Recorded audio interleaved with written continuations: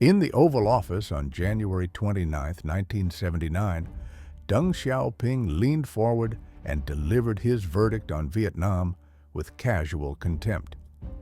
"The child is getting naughty," he told President Carter. "It is time he got spanked."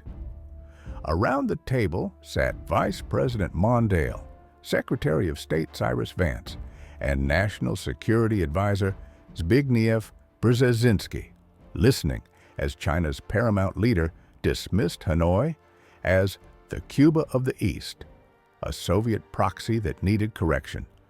The language was deliberately paternal, almost playful, masking a calculation that would cost tens of thousands of lives within weeks. Deng's confidence rested on a fundamental miscalculation. Chinese intelligence had watched Vietnam deploy its best divisions southward into Cambodia that December, leaving the northern border thinly held. What remained, Beijing believed, were inferior militia and second-line forces, peasants with rifles, hardly a match for the People's Liberation Army. The assessment fatally underestimated how deeply Vietnam had fortified those provinces, how effectively Hanoi could mobilize troops hardened by decades of war, and how the rugged karst mountains of Lang Son and Cao Bang would swallow Chinese columns whole. Yet Deng was not blind to the People's Liberation Army's weaknesses. He knew the army was bloated, politically compromised, and untested since Korea. The invasion was as much about domestic power as foreign policy, a calculated opportunity to expose the military's failures, justify sweeping modernization, and consolidate his grip over a command structure still loyal to Maoist dogma. Meanwhile, over 1.5 million Chinese troops remained frozen along the Sino-Soviet frontier in Heilongjiang and Inner Mongolia, guarding against Moscow's response.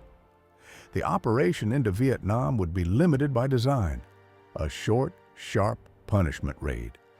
What Deng could not foresee was that his spanking would become a bloodbath.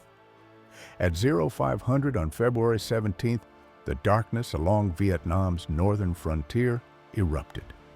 Chinese artillery batteries unleashed a massive barrage across 600 kilometers, targeting border towns in Lang Son, Cao Bang, and Lao Cai provinces. 130mm field guns, 152mm howitzers, and 40-barrel rocket launchers signaled what Beijing expected to be a brief, overwhelming demonstration of force.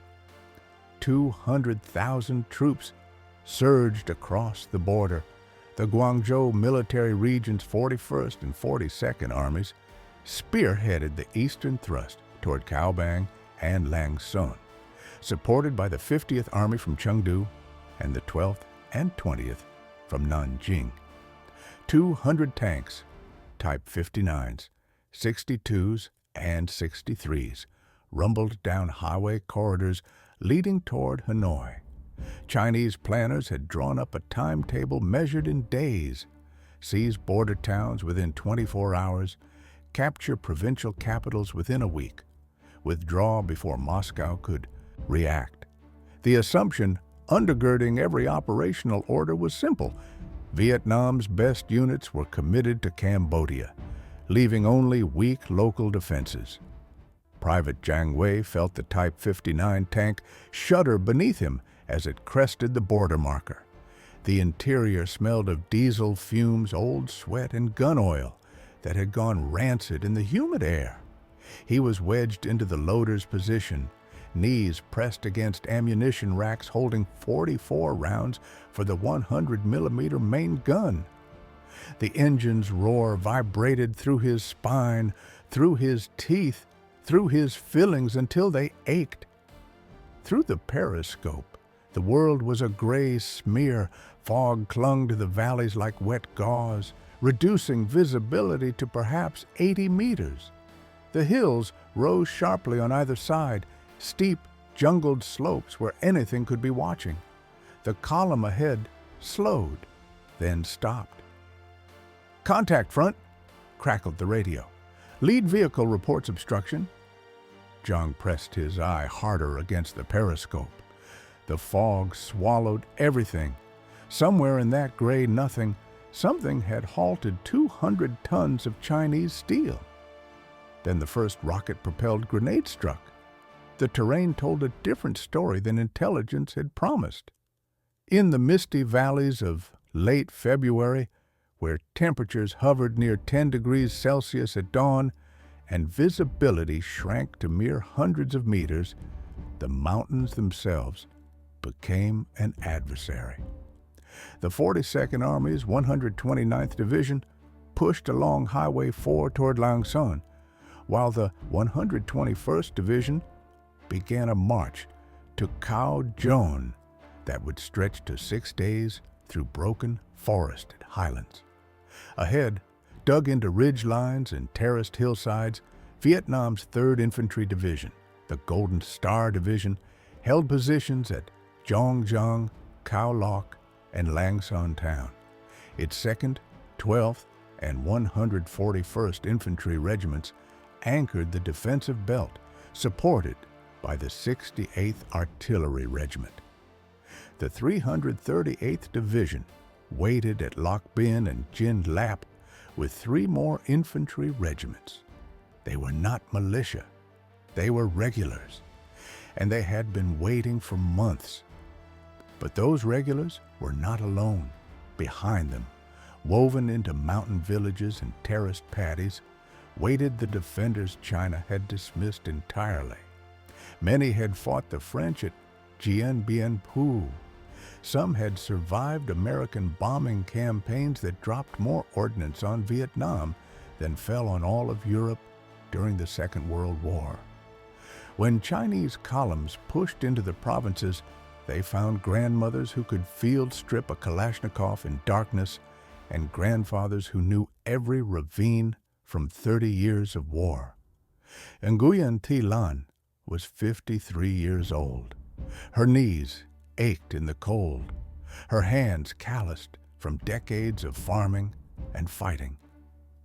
She crouched in a firing position carved into limestone karst. A Type 56 rifle, Chinese-made ironically, balanced across a sandbag placed there 6 months ago. Below, Highway 4 wound through a narrow valley like a gray ribbon. The fog was lifting, and she could see the column now. Tanks, trucks, infantry packed into transports. So many of them.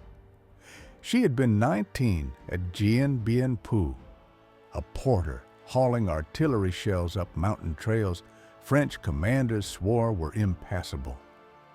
She remembered the mud, the leeches, the distant thunder of guns that went on for 56 days. She remembered victory. The French had been arrogant too. Her squad leader, a woman younger than her own daughter, gave the signal. Along the ridgeline, 23 militia fighters steadied their weapons.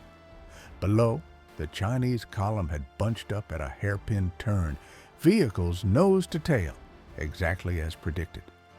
Lan exhaled slowly, placed her finger on the trigger, and waited for the Claymore mines to speak first. What the People's Liberation Army expected to be a swift advance became something altogether different. The first columns rolled into Lang Son on March 4th and 5th, more than 2 weeks after the invasion began.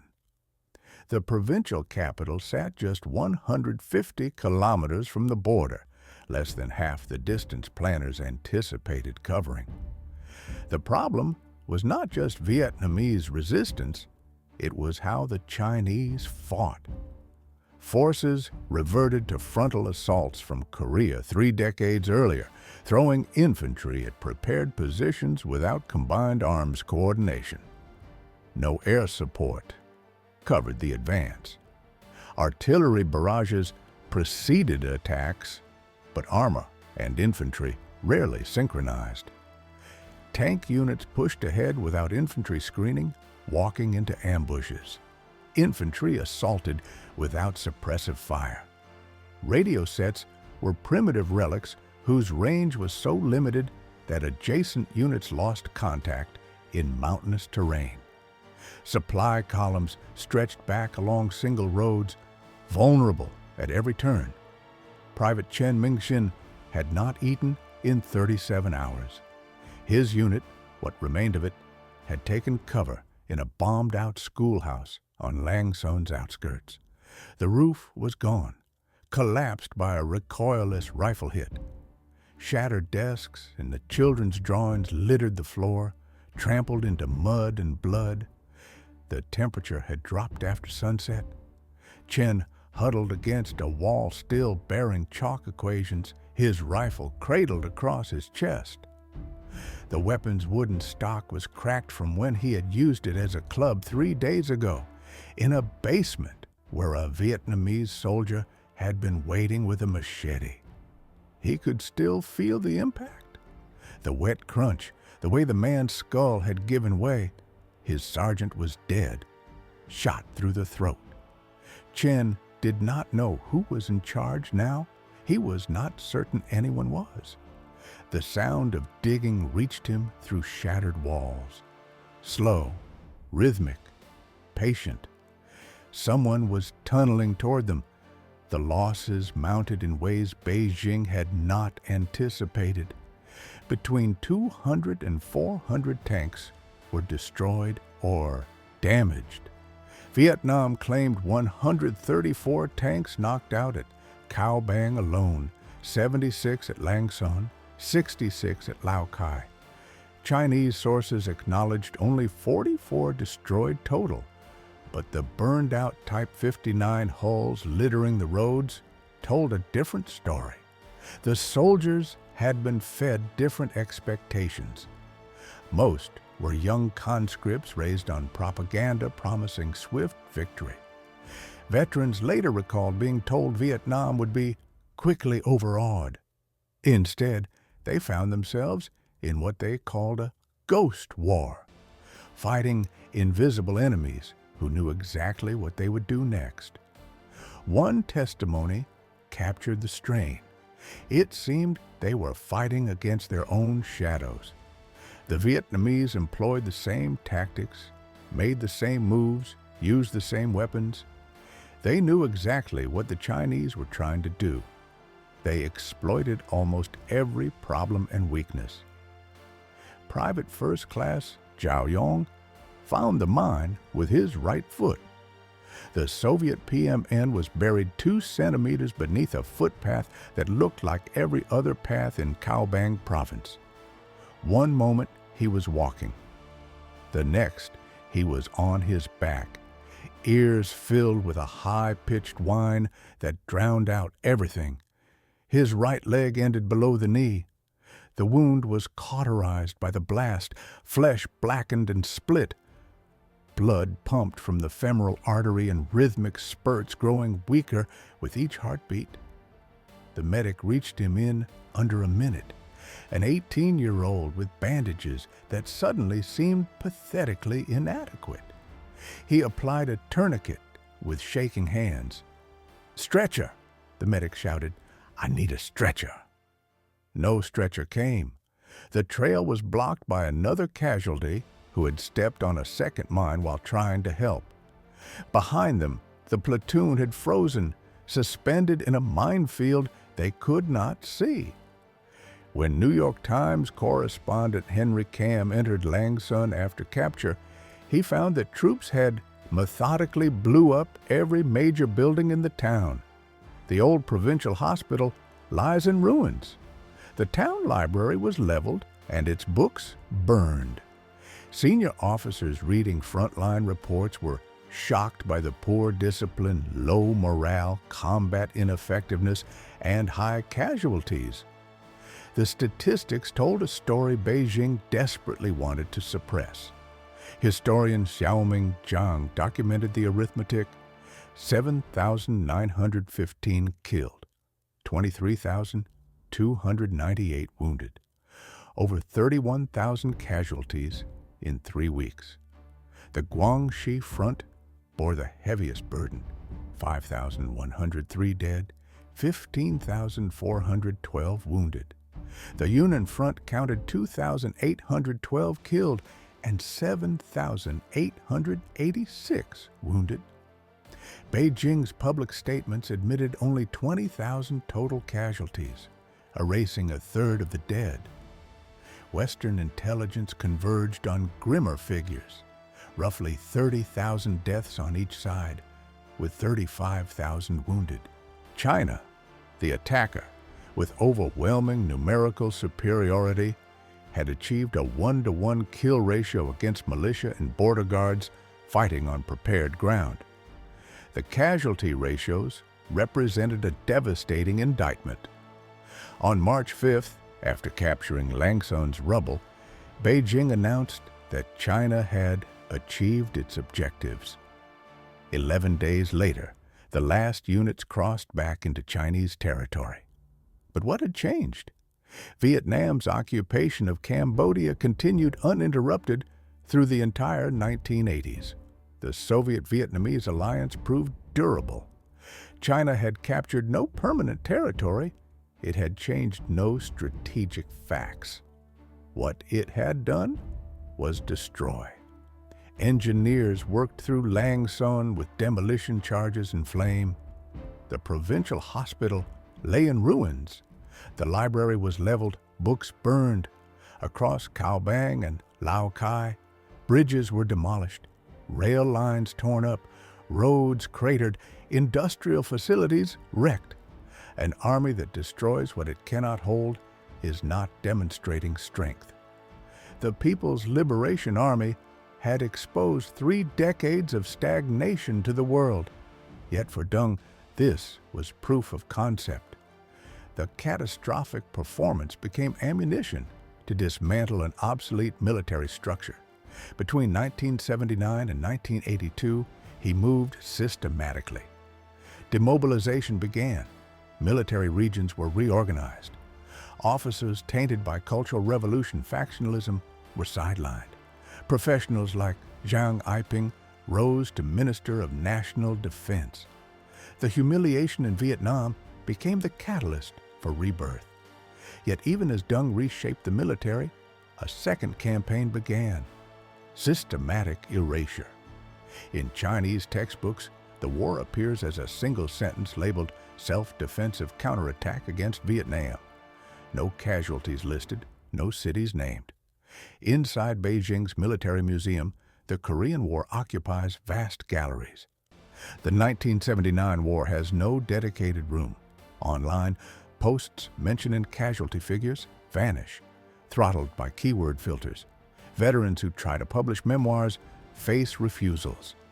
Operational records remain classified decades later.